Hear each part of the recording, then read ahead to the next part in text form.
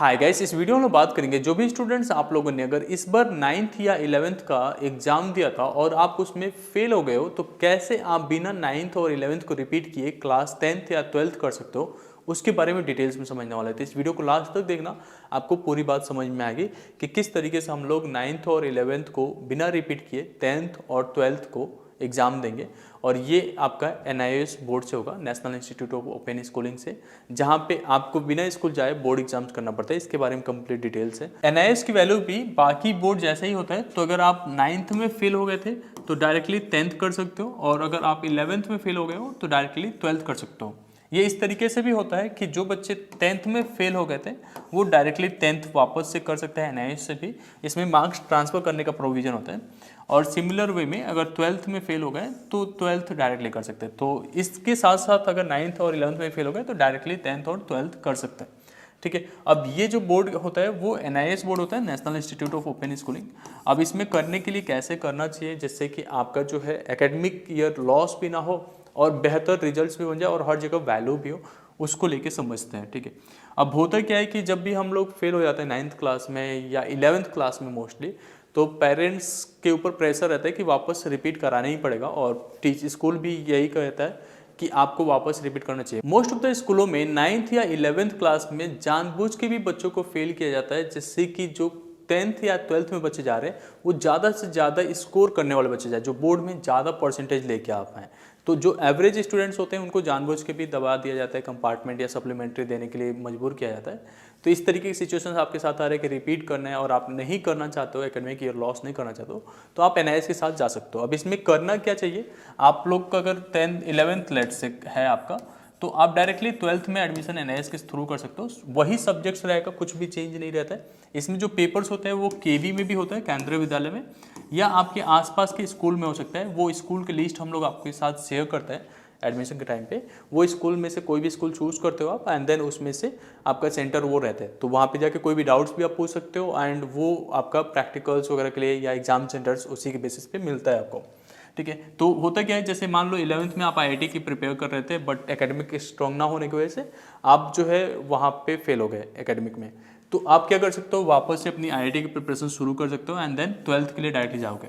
ठीक है। या नीट के लिए प्रिपेयर कर रहे हो तब भी नीट के लिए जा सकते हो, या CUET के लिए कर रहे हो, या कॉमर्स स्टूडेंट्स हैं आप जा रहे हो तो भी आप ये सब चीज़ें कर सकते हो डायरेक्टली 12th के लिए। अब इसमें फ़ायदा क्या है कि आपको जो भी प्लान था आपका कि मेरे को एकेडमिक के साथ साथ जो है मेरा प्रिपरेशन भी हो जाए IIT JEE का, तो वो यहाँ पे बेटर ऑप्शंस मिल जाता है। बिना साल लॉस किए आप कर सकते हो। तो आप क्या करोगे, आप IIT के लिए तैयारी भी करते रहोगे और साथ में जो है आपका एकेडमिक ईयर भी चला जाएगा, और NIOS के साथ आपका जो है बोर्ड एग्जाम्स कंप्लीट होगा एज रेगुलर जैसा होना चाहिए था, और आपको मार्कशीट मिल जाएगा। ठीक है। अब आप सोचोगे कि क्या NIOS में एडमिशन मिल जाएगा 9th स्टूडेंट्स और 11th स्टूडेंट्स जो फेल हो गए हैं, तो उसमें मिल जाता है। उसमें डायरेक्टली एडमिशन्स का प्रोविजन होता है 10th और 12th के लिए। तो उसमें 11th का कोई डिटेल्स की जरूरत नहीं होता। इवन दो अगर आप 12th में एडमिशन ले रहे हो तो आपको 10th का केवल डिटेल्स देना पड़ता है, 11th का डिटेल्स देने की जरूरत नहीं पड़ती है। ठीक है। अब इसकी वैल्यू समझ गए हम लोग। अब ये जो है CBSE जैसा ही होता है, मतलब जैसे CBSE एक जो है सेंट्रल बोर्ड होता है और इसके ऑल ओवर द इंडिया में ब्रांचेस होते हैं, वैसे ही NIOS बोर्ड होता है, इसका भी all over the India branches हैं, स्कूल्स हैं, और वहाँ पे आपके एग्जाम्स होते हैं। तो NIOS के अपने स्कूल्स नहीं होते और रेगुलर कुछ नहीं होता, मतलब ये ओपन है, मतलब कि आपको स्कूल जाने की जरूरत नहीं होती, बस आप अपने प्रिपरेशंस करते रहिए, बोर्ड एग्जाम जाके दे के आते हो। तो इनके जो एग्जाम्स होते हैं वो CBSE बोर्ड के स्कूलों में होते हैं या स्टेट बोर्ड्स के स्कूलों में होते हैं। मोस्ट ऑफ द टाइम जो है केंद्रीय विद्यालय होता है, नवोदय विद्यालय होता है, या जो है आप CBSE एप्लीटेड स्कूल्स होते हैं, वहाँ पे हो जाता है। अब इसमें जो सिलेबस होता है वो भी सेम रहता है, CBSE जैसा ऑलमोस्ट सेम रहता है। मतलब थोड़ा सा जो है 11th का पोर्शन इसमें पूछा जाता है, साथ साथ 12th का, तो उसके हिसाब से हम लोग प्रॉपर गाइड करते हैं आपको। इसमें पास करना काफ़ी आसान रहता है, मतलब आपको जो है 11th का भी आता है, 12th का भी आता है, तो असाइनमेंट्स वगैरह के मार्क्स ज़्यादा रहते हैं, तो इसमें जो है पासिंग करना काफ़ी आसान हो जाता है। इंटरनल मार्क्स जो है लेट्स से फिजिक्स है, तो इसमें आपको प्रैक्टिकल और आपका इंटरनल मार्क्स असाइनमेंट्स वगैरह मिला के 36 मार्क्स मिलता है। क्योंकि आप स्कूल नहीं जाते हो तो इसमें असाइनमेंट का प्रोविजन होता है, जिसके आपको 20% ऑफ द थ्योरी मार्क्स मिलते हैं। अब 20 मार्क्स ये जो आ जाता है, लेट्स से इंग्लिश का पेपर 100 मार्क्स का, उसमें से 20 मार्क्स असाइनमेंट के बेसिस पे मिल गया, तो ये आपके लिए बेटर होता है कि आपको ज़्यादा अच्छा रिजल्ट बनता है। तो इसमें आसान होता है 75 प्लस लेके आ जाना है एग्जाम्स में। ठीक है। अब यहाँ पे स्कूल जाने की ज़रूरत नहीं पड़ती। जैसे अगर आप IIT JEE के लिए प्रिपेयर कर रहे हो या नीट के लिए प्रिपेयर करते हो तो आप टोटली फोकस वहाँ कर सकते हो। यहाँ पे स्कूल जाने की कोई भी ज़रूरत नहीं है, डायरेक्टली आप प्रैक्टिकल एग्जाम्स के लिए जाते हो और उसके बाद से थ्योरी एग्जाम्स के लिए। सिलेबस इसका काफ़ी आसान रहता है और CBSE जैसे ही रहता है जैसे मैंने बताया आपको, ठीक है। अब यहाँ पे कुछ और चीज़ें आपको ध्यान में रखना है कि इसमें जो भी चीज़ें होते हैं वो सारा का सारा ऑनलाइन है। मतलब आपको कहीं भटकने की जरूरत नहीं है कि मैं कहाँ से एडमिशन लूँ, कैसे करूँ, सारा चीज़ें ऑनलाइन रहते हैं। ऑनलाइन हम आपका एडमिशन कर देते हैं। आपके एग्जाम्स के लिए असाइनमेंट्स वगैरह जो होते हैं वो असाइनमेंट्स हम प्रोवाइड कर देते हैं ऑनलाइन। उसके साथ साथ एग्जाम्स में क्या पढ़ना है, क्या छोड़ना है, कैसे प्रिपेयर करना है, क्या फाइल्स बनेगा, वो सब कुछ हम लोग ऑनलाइन करा देते हैं। आपको एक ग्रुप भी एलोकेट होता है जिसमें आपके जैसे 9th और 11th में फेल हुए स्टूडेंट्स का बैच रहता है। उस ग्रुप में आपके एग्जाम से रिलेटेड सारे चीज़ें होते हैं। आप लोग के साथ मीटिंग्स होते हैं, सभी स्टूडेंट्स के साथ एक दूसरे से बातचीत होती है, कैसे कैसे क्या क्या चीज़ें करना है। तो आपका एडमिशन भी ऑनलाइन हो गया, असाइनमेंट्स भी ऑनलाइन अपलोड हो जाते हैं, पढ़ाई भी आपको ऑनलाइन करनी है, आपको नोट्स वगैरह सारी चीज़ें मिलेगा, ठीक। अब यहाँ पे जो है एग्जाम्स जो है वो आपका ऑफलाइन होता है। तो इसमें क्या रहता है एक फ़ायदा कि अगर आप 11th क्लास फेल हो मान लो, तो आपको जो है स्टडी करना है थोड़ा स्ट्रॉन्ग। शायद आप IIT JEE के लिए नहीं जा रहे हो, बट आप जो है ऐसा चाहते हो कि बोर्ड में मैं अच्छा स्कोर करूँ, तो उस केसेस में भी आप कर सकते हो और ऑफलाइन अपने क्लासेस ले सकते हो। लेट्स से कि आपके दोस्त थे जो 11th क्लास में, वो कहीं ऑफलाइन जा रहे हैं, तो आप 12th के लिए भी आप उनके साथ जा सकते हो ऑफलाइन, ठीक है। वो सेम सिलेबस है तो वहाँ पे हो जाएगा। वैसे भी सिलेबस के सीट्स हम लोग आपको दे देते हैं, उसके हिसाब से आप वहाँ पे जाके पढ़ाई कर सकते हो, ठीक है। NIS में एडमिशन लेने के क्या बेनिफिट्स है उसके बारे में समझते हैं। एक तो आपका साल का फीस जो होता है आपके बोर्ड में, CBSE बोर्ड हो, ICSE बोर्ड हो या कोई भी बोर्ड हो, उसमें बहुत ज़्यादा रहता है, बट इसमें इतना ज़्यादा फीस नहीं रहता, बहुत ही कम खर्चे में आपका हो जाता है। लेट्स से कि 10,000 से कम में ही यहाँ पे सारा कुछ कंप्लीट होता है। CBSE से तो बहुत कम खर्चा लगता है यहाँ पे। उसके बाद से आपका JEE के लिए या अदर कॉम्पिटिटिव एग्जाम्स के लिए आप यहाँ पे प्रिपेयर कर पाते हो। CBSE में होता है तो आपको स्कूल भी जाना पड़ता है, आना जाना पड़ता है, इसमें काफ़ी टाइम लॉस होता है। यहाँ पे ऐसा करने की जरूरत नहीं पड़ती, आपको डायरेक्ट बोर्ड एग्जाम्स के लिए जाते हो, साल भी बच गया। मतलब आप 11th में अगर फेल हो गए थे तो आप डायरेक्ट 12th में गए तो आपको 11th वापस रिपीट नहीं करना पड़ा। उसके साथ साथ आपको जो है सारा कुछ मिल जाता है ऑनलाइन और ये सारा प्रोसेस फ्लेक्सिबल होता है।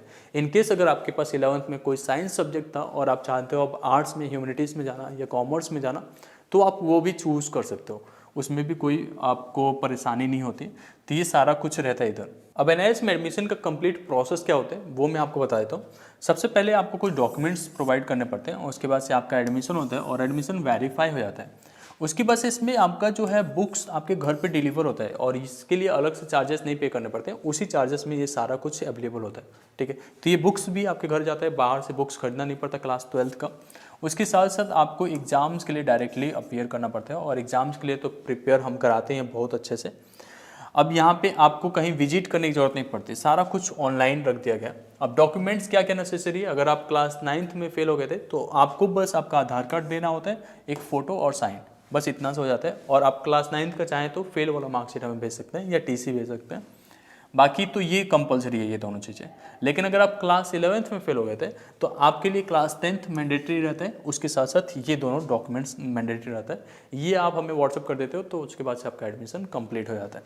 इसके अलावा कोई चीज़ की रिक्वायरमेंट नहीं है। इनकेस अगर आप किसी कैटेगरी में आते हो तो वो कैटेगरी सर्टिफिकेट आप दे सकते हो। ओवरऑल अगर मुझे आपको कोई चीज़ सजेस्ट करना है तो उसके लिए हम लोग यही सजेस्ट करते हैं कि आप जो है NIS में रजिस्टर करके अपने कॉम्पिटिटिव एग्जाम्स की तैयारियाँ किया करो, ठीक है। जब भी हम लोग काउंसलिंग करते हैं स्टूडेंट्स का, अब वो JEE मेंस के लिए हो या नीट के लिए हो या किसी भी पर्पज़ के लिए हो, किसी भी कैरियर फील्ड में जा रहे हो, तो उसमें हम लोग सबसे पहले यही कोशिश कर रहे होते हैं कि बच्चे को सही चीज़ें मिले। अब यहाँ पे क्या होता है कि 11th में आप फेल तो हो गए, अब यहाँ पे आपने जो है 11th वापस से रिपीट किया और 11th रिपीट करने के बाद से आप 12th में गए, तब तक आपके साथ के बच्चे थोड़े आगे निकल जाते हैं। मैटर ये नहीं करता कि वो आगे निकल गए, बट ये 11th आपने जो रिपीट किया उसका कुछ खास प्रभाव नहीं पड़ता आगे कैरियर में। तो उसके लिए हम लोग यही सजेस्ट करते हैं कि 12th आप करो एंड साथ में इसमें ज़्यादा एफर्ट दो, जिससे कि आप जो है आगे जाके फिर से अपने दोस्तों के साथ ही कैरी कर सको, अपने स्कूल को कंटिन्यू कर सको, अपने कॉलेजेस से स्टार्ट कर सको अच्छे से। बाकी अगर आपको कुछ भी क्वेरीज रहते हैं तो आप हमें कमेंट सेक्शन में पूछ सकते हो। होप इंडेट आपको ये वीडियो पसंद आया होगा। Thank you so much.